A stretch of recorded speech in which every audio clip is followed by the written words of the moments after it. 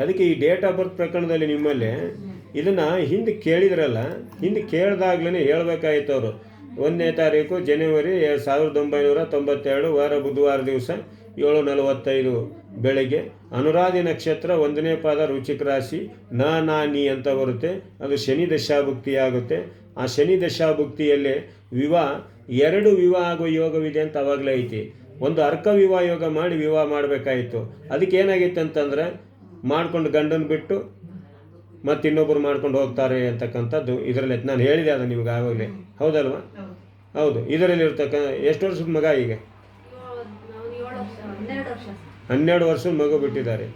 ಅವ್ರಿಗೆ ಮಾನ ಮರ್ಯಾದೆ ಇಲ್ಲ, ಏನು ಮಾಡೋಕ್ಕಾಗಲ್ಲ ಅದನ್ನು. ಅಲ್ಲ, ಇವು ಯಾಕಂತಂದರೆ ಇವ್ರಿಗೆ ಅದ್ರ ಮೌಲ್ಯ ಗೊತ್ತಿಲ್ಲ, ಬದುಕಿನ ಮೌಲ್ಯ ಗೊತ್ತಿಲ್ಲ.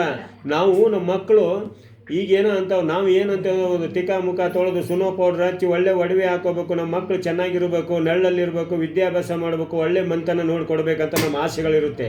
ಯಾಕೆ ಹುಡ್ತಾರೋ ಗೊತ್ತಿಲ್ಲ ಇಂಥ ಮಕ್ಕಳು. ಹುಟ್ಟಿ ಇದ್ದು ವೇಸ್ಟ್ ಇಂಥವ್ರು. ಯಾಕಂದ್ರೆ ಇರುವವರೆಗೆ ಅವರು ಸುಖವಾಗಿರಲ್ಲ, ಈ ಕಡೆ ಹೆತ್ತವ್ರನ್ನೂ ಸುಖವಾಗಿ ಇಡೋಕ್ಕಾಗಲ್ಲ. ಅವರು ಇರುವವರೆಗೆ ಕೊರಗಿ ತಂದೆ ತಾಯಿಗಳು ಸಾಯ್ಬೇಕು. ಇಂಥವ್ರು ಯಾಕೆ ಹುಡ್ತಾರೋ ಗೊತ್ತಿಲ್ಲ. ಅಲ್ಲ ಪಾಪ ಅಲ್ಲ, ಇವಂದಲ್ಲ ನಾನು ಕೇಳ್ತಾ ಇರೋದು. ಈಗ ಇಲ್ಲಿ ಕೈ ಕೊಟ್ಟೋದಲ್ಲ, ಅವನ ಜೀವನ ಏನಾಗುತ್ತೆ? ಅವನು ಒಳ್ಳೆ ಅಳಿಮೆ ಇದ್ದಾನೆ, ಸರಿ ಹೋಗೈತಿ. ಈಗ ಅವನೇ ಒಬ್ಬ ಕ್ರ್ಯಾಕ್ ಆಗಿದ್ರೆ ಇಷ್ಟೊತ್ತಿಗೆ ಏನೇನೋ ಆಗಿ ಹೋಗಿರೋದು. ಮತ್ತೆ ಒಳ್ಳೆ ಮನುಷ್ಯರಿಗೆ ಇದನ್ನ ಮಾಡಬಾರ್ದು. ಹುಡುಗಿಗೆ ಹೌದು. ಯಾಕಂತಂದ್ರೆ ಅವಾಗ ನಾನು ಹೇಳುವ ರೀತಿ ಬೇರೆ, ನೀವು ಹೇಳೋದು ರೀತಿ ಬೇರೆ ಆಗುತ್ತೆ. ಅವಾಗ ಬುದ್ಧಿವಾದ ಹೇಳಕ್ಕೆ ಬರುತ್ತೆ. ಎಲ್ಲೇ ಯಾಕಂದರೆ ಜೀವನ ಹಾಳು ಮಾಡ್ಕೊಂಡಾಗ ಗೊತ್ತಾಗುತ್ತೆ. ಅದು ಬೀದಿಗೆ ಬೀಳುತ್ತೆ ನೋಡು. ಈ ಕಡೆ ತಂದೆನೂ ಇರಲ್ಲ, ತಾಯಿನೂ ಇರಲ್ಲ, ಆ ಕಡೆ ಬಂಧುನೂ ಇರಲ್ಲ, ಬಳಗನೂ ಇರಲ್ಲ. ಬೀದಿಗೆ ಬಿದ್ದಾಗ ಅಯ್ಯೋ ನಾನು ತಪ್ಪು ಮಾಡಿದೆ ಅಂತ ಅವಾಗ ಪರಿತಪಿಸ್ತಾರಲ್ಲ, ಅವಾಗ ಗೊತ್ತಾಗುತ್ತೆ. ಅಷ್ಟೊತ್ತಿಗೆ ಕಾಲನ ಮಿಂಚಿ ಹೋಗಿರುತ್ತೆ. ಹೌದು, ನಾನು ಅದನ್ನೇ ಕೇಳ್ತಾ ಇರೋದು. ಅಲ್ಲ, ವಯಸ್ಸಿನ ಒಂದು ಮಿತಿ ಇದ್ದು ಬಿಡಲಿ. ಈ ಬಾಂಧವರ ಜೊತೆ ಹೇಗೆ ಬದುಕಬೇಕನ್ನೋದು ಸಿಗಲ್ವೇ? ಅವಾಗ ಅವಳು ಇಂಥವಳು ಅಂತ ಹೇಳ್ತಾರೆ.